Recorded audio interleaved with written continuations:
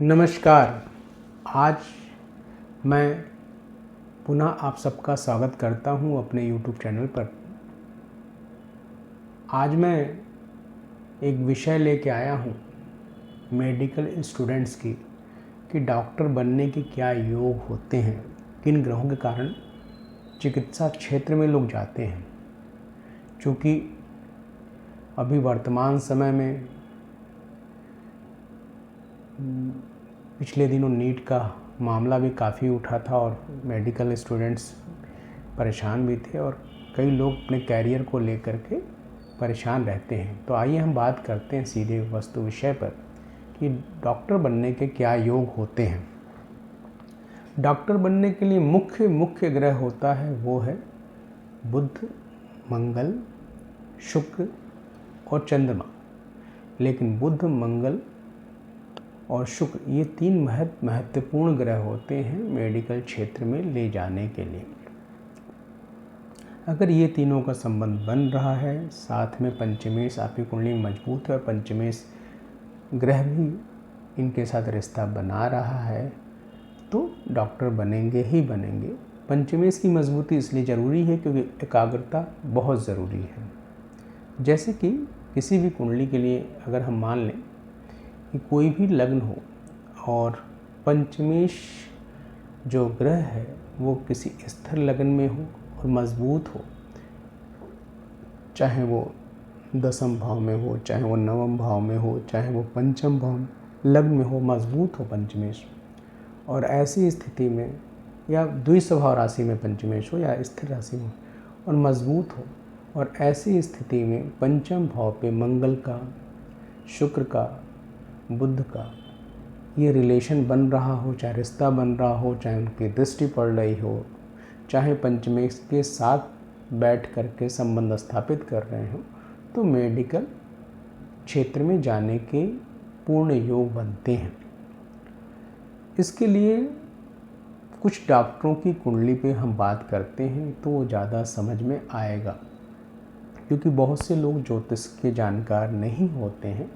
तो इस विषय में हम सीधे चक्र पे बात करें तो ज़्यादा अच्छा रहेगा कि क्या उसमें होता है। तो सबसे पहले आप को चक्र का पहला खाना अगर ले लें तो पहले खाने में कोई भी नंबर हो, पहला खाना मतलब ऊपर का जो सबसे फर्स्ट अंक खाना होता हो उसका कोई भी नंबर मान लें, और वहाँ से ट्रायंगल बनाता हुआ पंचम, नवम, इन तीनों ग्रहों के स्वामी को देखें कि वो कहाँ विद्यमान है।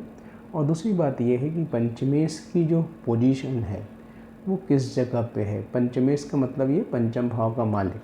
बहुत से लोगों को वो लोगों को नहीं पता होगा, इसलिए पांचवा जो घर होता है लग्न से जो ट्रायंगल वाला, मतलब पहला घर से जो ट्रायंगल वाला हो, वहाँ क्या नंबर पड़ा हुआ है उसको हम राशि, जैसे 12 राशियाँ होती हैं तो 12 राशियों में उसको नंबर मान लें।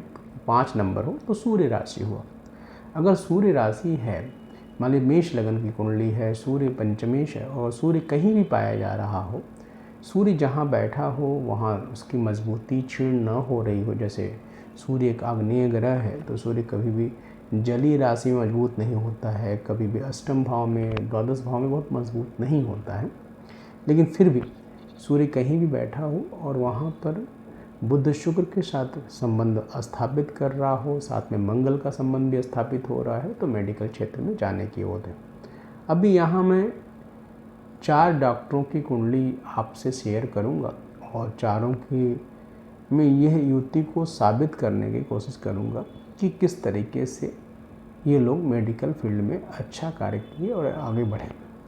तो सबसे पहले हमारे पास एक मेडिकल क्षेत्र में न्यूरो सर्जन के रूप में कार्यरत हैं, उनकी कुंडली की हम बात करते हैं। तो वो कन्या लगन की कुंडली है। कन्या लगन की कुंडली में पंचमेश स्वयं जो शनि है वो भाग्य स्थान में मजबूत बैठा हुआ है, थोड़ा वक्री जरूर पर मजबूत बैठा हुआ। पंचम भाव में ही इस कुंडली में बृहस्पति भी बैठा हुआ है, शुक्र भी बैठा हुआ है, बुध भी बैठा हुआ है, चंद्रमा भी बैठा हुआ है और मंगल भी बैठा हुआ है।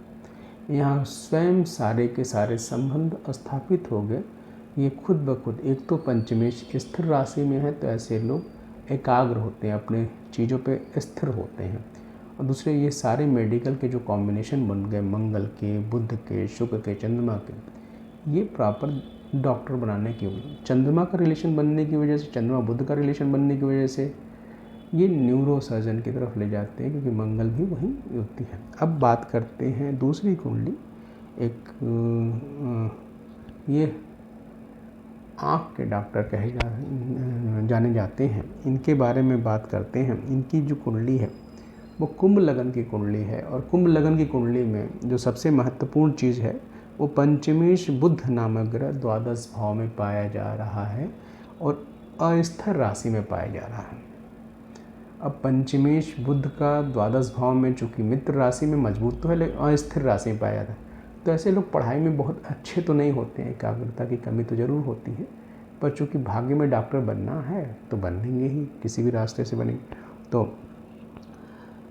पंचमेश बुध का द्वादश भाव में होना और साथ में जो बुध नामक ग्रह है वो खुद श्रवण नक्षत्र का है, और श्रवण नक्षत्र का मालिक चंद्रमा होता है, और चंद्रमा इसमें जो है वो अष्टम भाव में पाया जा रहा है। अष्टम भाव में चंद्रमा बुध के साथ रिलेशन बन गया, और सबसे बड़ी बात है दसम भाव में मंगल बैठा हुआ है, और मंगल का पंचम भाव पे दृष्टि है, और मंगल के साथ बृहस्पति भी बैठा हुआ है। तो यहाँ खुद ब खुद मेडिकल का क्षेत्र बनता है, यानी डॉक्टर बनने के पूरे योग बन जाते हैं। और शुक्र नामक ग्रह यहाँ पर एकादश भाव से पंचम भाव पर दृष्टि डाल रहा है, तो ये पूरा कॉम्बिनेशन बन गया। लेकिन आँख के डॉक्टर बन रहे हैं तो यहाँ पर चंद्रमा और बुध का जो महत्वपूर्ण रोल अदा हो गया है, तो ये बुध और चंद्रमा का अकेले का रोल, और लग्न में शनि पाया जा रहा है तो शनि का रोल हो गया, तो इसलिए यहाँ पर ये आई स्पेशलिस्ट की तरफ जाते हैं। अब बात करते हैं एक तीसरी कुंडली जो फिजिशियन के रूप में काम की, फिजिशियन के रूप में, तो वो है तुला लगन की कुंडली। और तुला लगन की कुंडली में सबसे महत्वपूर्ण बात क्या है, पंचमेश नामक जो ग्रह है वो एकादश भाव में पाया जा रहा है, जो पंचम भाव पे दृष्टि डाल रहा है और स्थिर राशि में है। और दूसरी चीज़ ये है कि भाग्य स्थान में बुध भी है, सूर्य भी है, और साथ में दसम भाव में बृहस्पति है, और अष्टम भाव में शुक्र, चंद्रमा और मंगल है। अब यहाँ कैसे संबंध स्थापित हो रहा, तो देखा जाए जो एकादश भाव में शनि का पंचम भाव में दृष्टि है, शनि खुद शुक्र के नक्षत्र में पाया जा रहा है, और शुक्र अष्टम भाव में चंद्रमा के नक्षत्र में, चंद्रमा साथ में, चंद्रमा स्वयं अपने ही नक्षत्र में है, मंगल स्वयं सूर्य के नक्षत्र में पाया जा रहा है, सूर्य जो है नवम भाव में बुध के साथ। तो ये सारे संबंध आपस में बन गए और यहाँ पर डॉक्टर बनने के मजबूत योग बन जा रहे हैं। ठीक एक और कुंडली में बात करता हूँ, धनु लगन की कुंडली। धनु लगन की कुंडली में पंचमेश स्वयं मंगल होता है, और मंगल छठे भाव में है, और वो भी चंद्रमा के नक्षत्र में, रोहिणी नक्षत्र में है, और चंद्रमा इस कुंडली में लग्न में शनि के साथ पाया जा रहा है। और साथ में यहाँ पर जो बृहस्पति नामक ग्रह है वो अष्टम भाव में केतु के साथ है, और एकादश भाव में बुध शुक्र है।